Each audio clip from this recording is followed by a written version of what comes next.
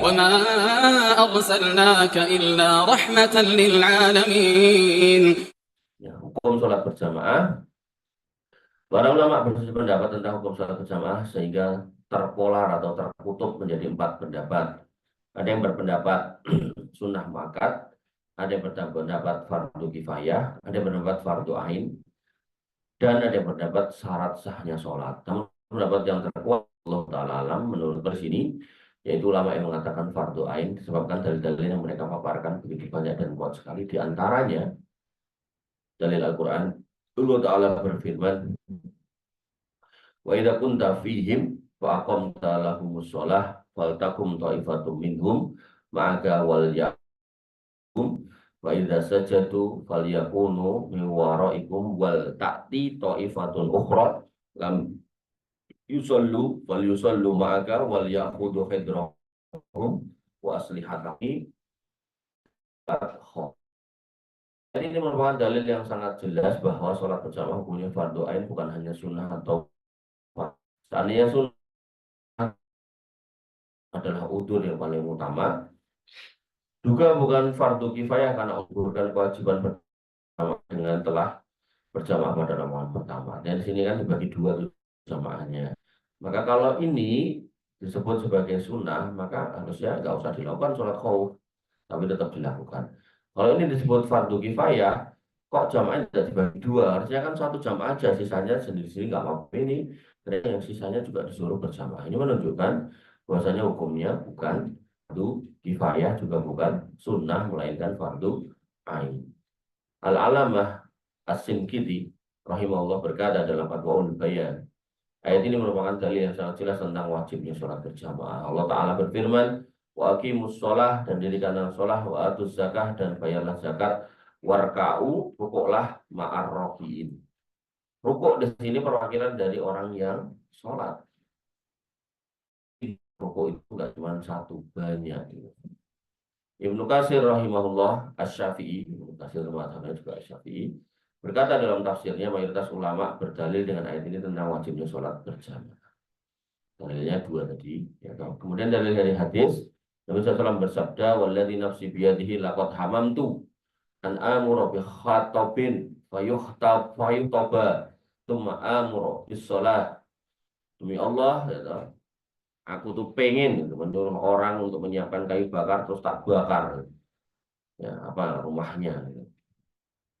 Kemudian amura bis shalah, aku suruh orang untuk sholat, fayu'dzana, kemudian diperintah dikumandangkan adzan untuk sholat itu, summa amur rajulan faya umma, aku perintahkan seorang untuk mengimami annas manusia, summa ukhalifa, kemudian aku berbalik berangkat ila rijalin, kepada laki-laki yang tidak sholat berjamaah, fa uharriqu alaihim buyutahum, rumahnya tak bakar. Ini dalil niat Nabi, tapi belum pernah dilakukan. Jangan sampai Nabi ini terjun bakar rumah, tidak. Ini menunjukkan mimba bil wa'id, dari bab ancaman buat mereka yang tidak mau sholat bareng dengan jamaah kaum muslimin, pengen tahu tapi nggak pernah dilakukan, gitu loh. Ya, ini menunjukkan kerasnya ancaman itu. Ya.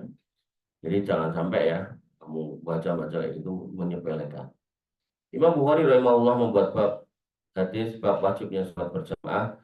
Al-Hafidz Ibnu Hajar Asy-Syafi'i rahimahullah berkata, hadis ini secara jelas menunjukkan bahwa sholat secara berjamaah hukumnya fardu ain. Sebab jika hukumnya maka tidak mungkin Nabi SAW orang yang meninggalkannya untuk membakar rumahnya. Kemudian Ibnu Mudir juga mengatakan hal yang serupa. Dalam hadis ini terdapat keterangan yang sangat jelas tentang wajibnya sholat berjamaah, sebab seorang untuk apa namanya dibakar rumahnya terus gitu kita sebut yang wajib, itu nggak mungkin. Kemudian Ibnu Daqiq Al-Aid, ini biasa dalam dia mensarah kitab Arba'in An-Nawawi, dia berkata para ulama yang berpendapat fardu ain berdalil dengan hadis ini, sebab jika hukumnya fardu kifayah tentunya telah gugur dengan perbuatan Nabi Shallallahu Alaihi Wasallam dan para sahabat yang bersamanya, dan seandainya hukumnya sunnah tentu pelanggarnya tidak, maka jelaslah bahwa hukumnya fardu ain. Tapi dibunuh di sini ancaman ya, bukan nggak pernah dilakukan ada hukuman mati buat orang yang nggak sholat jamaah, nggak pernah. Saya nggak pernah tahu. Jadi kalau mimpi nggak selalu omongannya itu kemudian dilakukan, itu ancaman. Pengen banget aku tak wong kaya, tapi belum tentu ngerti ya. Pengen banget, tapi ya belum jodoh. Ini menunjukkan sedemikian sengitnya, sebelnya kita sama orang itu. Tapi dalam hal ini Nabi pengen banget tak bakar rumahnya orang yang nggak sholat berjamaah. Dari Abu Hurairah radhiyallahu anhu berkata, ada seorang buta datang kepada Nabi SAW. Saya berkata, ya Rasulullah, tidak ada seorang yang menuntun ke masjid. Buta, nggak ada yang nuntun.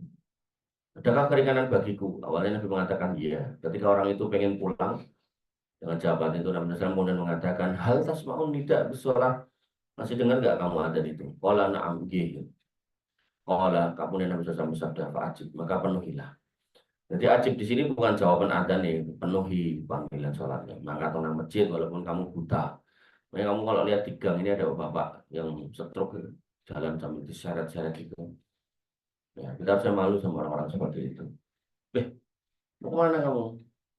Hmm? Oh. Kemudian Ibnu Qudamah rahimahullah berkata dalam Al-Mughni, kalau Nabi SAW saja tidak memberikan keringanan kepada orang buta yang nggak ada penuntunnya, maka gimana halnya dengan kalau kita yang tidak buta? Ya, harusnya kita paham kalau itu bukan perkara yang biasa. Jadi jangan diremehkan. Al-Khattabi rahimahullah berkata dalam Ma'alim Sunnah, dalam hadis ini terkandung dalil bahwa menghadiri sholat berjamaah hukumnya wajib. Seandainya hukumnya sunnah, dan saya orang yang paling berat mendapatkan udzur harus ya adalah orang buta tadi, seperti Ibnu Umi Maktum itu namanya. Kemudian perkataan para sahabat, dari Abdillah qala, dia berkata, man sarrahu ayyal qawlahu ghadan musliman, siapa yang pengen nanti ketemu Allah Subhanahu wa taala dalam keadaan menjadi orang yang muslim, berserah diri, fal yuhafid ala haula'is shalawat, maka jagalah salat-salat 5 waktu, haitsu yunada bihinna, dimanapun kamu diseru. Fa inna Allah syara'a li nabiyyikum sallallahu alaihi wasallam sunanal huda, karena Allah Subhanahu wa taala telah memberikan syariat kepada nabi kalian, yaitu sunanal huda, yaitu petunjuk. Wa innahum min sunanil huda, dan kalian harusnya mengikuti petunjuk itu. Walau annakum shallaitum fi buyutikum kama yusalli hadzal mutakhallifu fi baitihi lataraktum sunnata nabiyikum. Sekiranya kamu sholat di rumah sebagaimana kelakuan orang-orang sekarang, maka sungguh kamu telah meninggalkan sunnah al-huda itu, yaitu petunjuk Nabi. Walau taraktum sunnata nabiyikum, kalau sekiranya kamu meninggalkan sunnah nabimu, ladulaltum wama min rajulin, maka kamu akan benar-benar tersesat. Wama min rajulin yatatohar fayuhsinut tuhur, maka tidaklah seorang laki-laki itu bersuci dan menyempurnakan sucinya, bersucinya, wudunya, summa ya'midu ila masjidin min hadhil masajid, kemudian menyengaja mendatangi masjid di antara masjid-masjid ini, illa kataballahu lahu bikulli fatwatin yahtuha hasanah, maka setiap langkah yang dia langkahkan mendapat kebaikan, wa yarfa'uhu biha darajah, dan akan mengangkat derajat pada setiap langkah itu, wa yahuttu anhu biha sayyi'ah, dan kemudian akan menghapus dengan setiap langkah itu keburukan atau dosa yang pernah dikerjakan. Walaqad ra'aituna wa ma yatakhallafu anha illa munafiqun, dan kami telah melihat tidaklah orang-orang yang meninggalkan sholat berjamaah itu kecuali orang munafik, maklumun an-nifaq, yang benar-benar munafik. Walaqad kana rajulu yu'ta bihi, dan bahwasanya ada seorang laki-laki yang didatangi dengan hal ini, disampaikan hal ini, yuhada bainar rajulaini hatta yuqama fis shaf. Ketika dijelaskan, kemudian dia berusaha untuk menghadiri shaf yang paling depan atau shaf yang ada dalam berjamaah. Ini menunjukkan, di sini Abdullah bin Mas'ud, bahwasanya ya, Abdullah bin Mas'ud sebagai salah satu ulamanya para sahabat memiliki perkataan yang besar, bahwasanya termasuk sunnah Nabi SAW, ya, yaitu mendatangi sholat berjamaah. Kalau itu sudah kita tinggalkan, kata beliau, la dolantum, kalian akan sesat. Sampai akhirnya menjadi di sini dikatakan munafikun ma'lumun an-nifaq. Orang munafik yang nyata-nyata kemunafikan. Orang munafik itu orang yang mulutnya ngaku Islam, tapi hatinya benci sama orang Islam. Bahkan orang sekarang ngakunya Islam, tapi kebenciannya nggak cuma disimpan dalam hati, dikeluarkan. Itu yang disebut orang zindik. Ya. Walibidina azani Allah wa iyyakum. Ibnu Qayyim rahimahullah menjelaskan segi pendalilannya. Ibnu Mas'ud radhiyallahu menggolongkan orang yang meninggalkan jamaah dalam koridor orang munafik yang ma'lumun nifaq, nyata-nyata kemunafikan. Sedangkan tanda munafik bukanlah dengan meninggalkan perkara sunnah atau melakukan yang makruh. Jadi orang munafik itu tandanya meninggalkan yang wajib. Sehingga kalau beliau menyebut orang yang nggak sholat jamaah itu orang munafik, maka berarti sholat jamaah itu wajib. Gitu ya. Jadi harapan saya itu ya setelah ini saya nggak usah ngoprek-oprek, kamu berangkat saja. Dia juga menukil asar serupa dari sahabat lainnya seperti Abu Musa al-Asy'ari, Ali bin Abi Thalib, Abu Hurairah, Aisyah, Ibnu Abbas. Lalu berkata, inilah ucapan para sahabat sebagaimana kau lihat, sahih dan menyebar. Tidak ada seorang pun dari sahabat yang menyelisihinya. Sungguh satu asar saja sudah cukup menjadi dalil masalah ini, yaitu wajibnya sholat jamaah. Lantas, bagaimana kiranya jika dalil tersebut menguatkan satu sama lain? Jadi ya, kalau dalilnya satu aja sudah cukup, pokoknya dalilnya oke dan saling menguatkan. Walhasil, sholat berjamaah hukumnya fardu ain berdasarkan argumen yang telah kami ketengahkan di atas, dan masih banyak lagi yang lainnya. Maka setelah jelas dalil-dalil tersebut, maka sungguh tidak pantas untuk kita ya mengabulkan masalah ini dengan mengucapkan ucapan orang yang sering kita dengar, masalah ini kan diperselisihkan. Kenapa kita mesti ngotot satu sama lain? Bukankah kita harus toleran dan berlapang dada dalam urusan khilafiyah? Maka kami katakan kalimatul haq urida bihal batil, itu kalimat benar tapi kemudian niatnya adalah batil. Bukankah alasan di atas hanya untuk titik-titik? Tahukah Anda maksud mereka di balik itu? Sesungguhnya mereka hanya ingin lari dari sholat berjamaah dan merasa sudah banyak pahala. Tidakkah mereka membaca ayat Allah Azza wa Jalla, ya ayyuhalladzina amanu atiiullaha wa atiiur rasul wa ulil amri minkum wa in tanaza'tum fi syai'in farudduhu ila Allah wa rasulih in kuntum tu'minuna billahi wal yawmil akhir dzalika khairu wa ahsanu ta'wila. Orang-orang yang beriman, taatilah Allah, taatilah Rasulnya, dan ulil amri di antara kamu. Kemudian jika kamu berlainan pendapat tentang hal itu, maka kembalikanlah kepada Allah dan Rasulnya.